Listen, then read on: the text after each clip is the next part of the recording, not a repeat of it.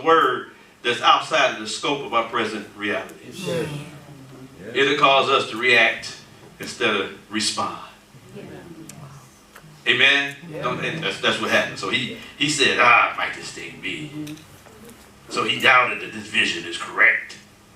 He started reasoning away to the possibility that the man of God had a word for us. Amen? And he said, behold, this is Elijah said, behold, thou shalt see it with your eyes, but you ain't going to eat it. Amen? We're in an hour that we got to make up our mind. Whose report are we going to believe? These 4 lepers, from what I understand, was not in the house. But the prophet released a word over Samaria that provoked or solicited a response from the lepers. In spite of their condition. And they didn't have the mobility that was necessary for them to migrate to the city. Yes, that's right, Robin. It should make me clap. I mean, come on now.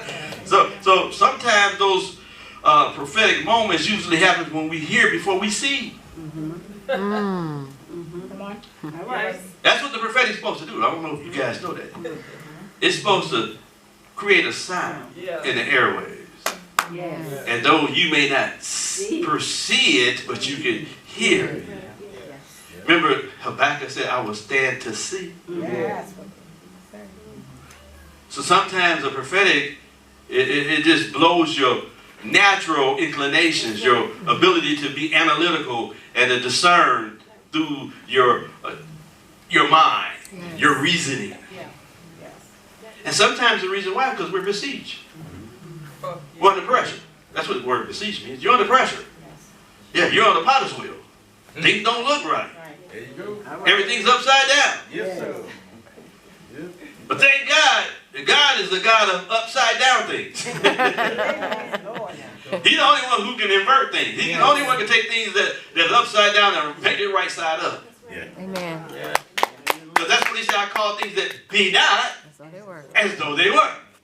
So he gives an opportunity to give us a lens so that we can have expectation to see things we've heard.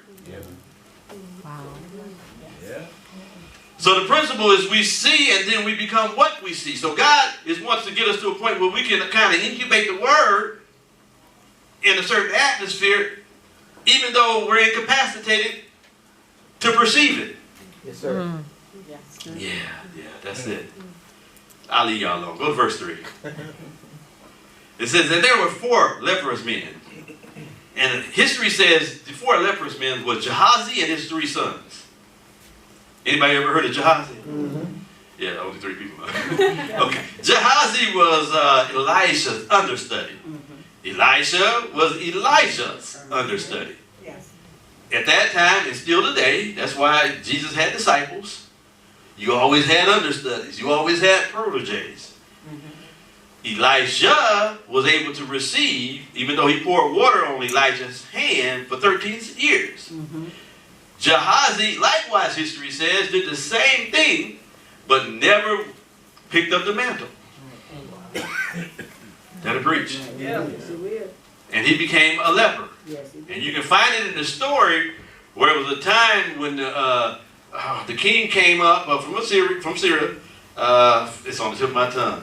It started with an N. But anyhow, the king came up and needed healing in his body. And he had to go to Parfar and Abana, I think it is, the 2 rivers. And he didn't like the rivers, so Elijah told him to go to another river. So he wanted to go to those rivers. He didn't want to go to the Jordan. Elijah said to go to the Jordan because everything in the Jordan dies. He didn't want to go over there. So he went and got baptized in muddy waters. That'll preach. And there was a time when afterwards he wanted to bless the gift. And Gehazi, when Elijah, when leadership said, hey, no, it's not a time to receive. Yes, sir. Yes, sir. Gehazi said, no, that's too good to give up. Let me sneak out at night and go over there and get that. So he snuck out and got the goods. And as a result of him going to get the goods, he became a leper. And so these 4 lepers, well, they all preach. So these 4 lepers are, not only did Gehazi have it according to history, but his sons now became lepers. Wow. Yeah.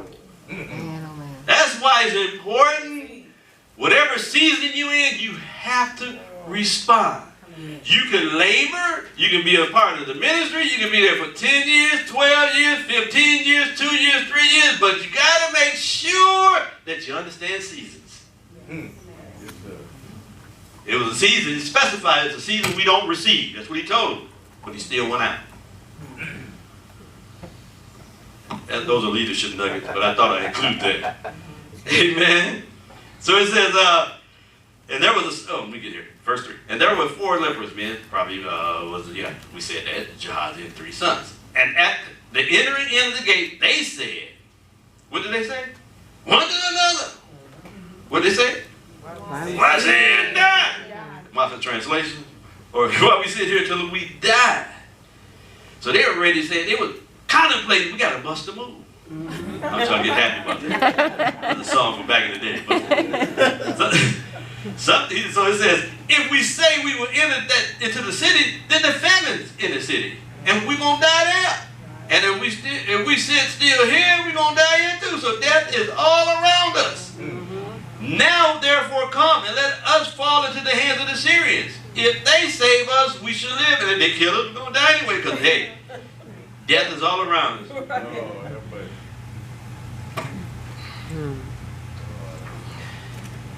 And they rose up in the twilight. Right? What else?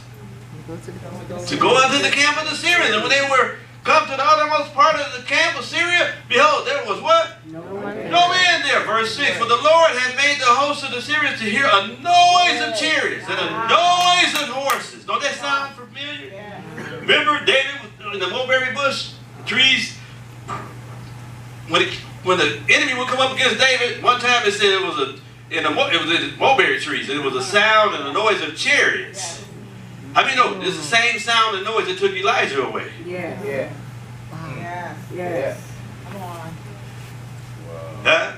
Once they made up their mind, heaven got involved. Come on. Once they said, you know what? If we stay in this present condition, we gonna die.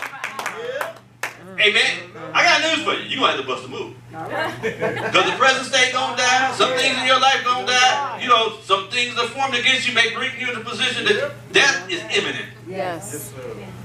But you don't have to stay there. Come on. Tell you that you don't have to stay there. Yeah, we can move forward. Yes. Right? Yes, sir. Yeah. Right? Yes. Right? We can't we? Yes. Sometimes you just have to make a move. You'll never know until you take a rest. Why sit and die? Make a decision to get up and do something. In my Martin's voice, it's crucial for us to get to stepping and give something to God to work with in our situations and our circumstances. It's time to get to stepping. Amen. In my Martin, actions bring an opportunity for God to show up and show out. We don't have to have it all together. Hallelujah. But God is looking for us to move our feet and He'll do the rest. Yes. That's what I see. So even he said in the camp, the Syrians were departed. There was no more enemy in the camp. We'll talk about that. I'm here to tell you the intersection to your next level is the paradox of your present situation. I'm going to say it again. The intersection for staying outside the gates, amen, being in the position of death, the intersection to your next level is the paradox of your present situation in light of God's pre-appointed place. God has a what? A pre-appointed place. And what He's pre-appointed for us has nothing to do with death. Amen. He came that you have what? Life and that And more what? abundant. More abundant. Right? Yes, sir. Yep. I'm here to tell you, you got to surrender. You got to surrender your thinking. That's what they did. They surrendered. They basically said, I'm going to put my life into God's hand. Yes. I can't stay here. It's useless. It's vain. Amen. Whatever I keep back from God, He going to get anyway. We hold stuff back to like God ain't going to get it. Oh, He get it. Now you can bring it to Him. Oh, He going to take it from you. Life will put you in the headlock, man. Like the headlock, like this. What's going on? Yeah, and you trying to pray your way out of it. You can get as many folks to touch and agree with you. That headlock, amen. You need your elder brother. You need Jesus to come along. Amen. Something, but you got to understand that, man. Oh, man. So they surrendered. That's what they did. Yes. Am I right? Yes, sir. So you got to understand, great faith doesn't come out of great effort, but out of great surrender. Oh, man. Yes. Great faith comes out of surrender. We got to get to the point. We're kickers. Yep. Come on. Yeah. That's, you know, in the Old Testament, you know what they had to do with the sacrifice? They tied it down on the altar.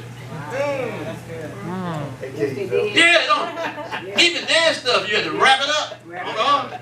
Some of us, we're just kickers. We kick against the pricks. We kick against the instructions of God. We kick against leadership. God says, if you surrender and say, you know what, I can't stay here. I can't stay in this state of mind. You know, I already told you about some of the characteristics of a leper. I can't stay numb. I can't let my members be broken. Come on now. I want to be holistic. I want to be whole. Amen? Anybody? Okay. Yes, sir. Yeah. One thing I saw, and I meditated on this on Monday after I preached last Sunday. I said, I'm going to redirect this a little bit. Because I'm a seminal teacher, so I wanted to bring it as a preaching. I wanted to ask God for a little baptism in me. But something got I got a little bit of it. I'm here to tell you though, when I look at this, because it said there was no man there, we're going to look at something. We're going to see that in spite of being besieged, in spite of Syria, certain mindsets attacking us and lodging in us, and not allowing us to move forward, and giving us a counterfeit testimony that we going to sit here and die. One thing I found out about God, and I found out about the plight and the process of life, is that sometimes the size of your enemies determines the size of your reward.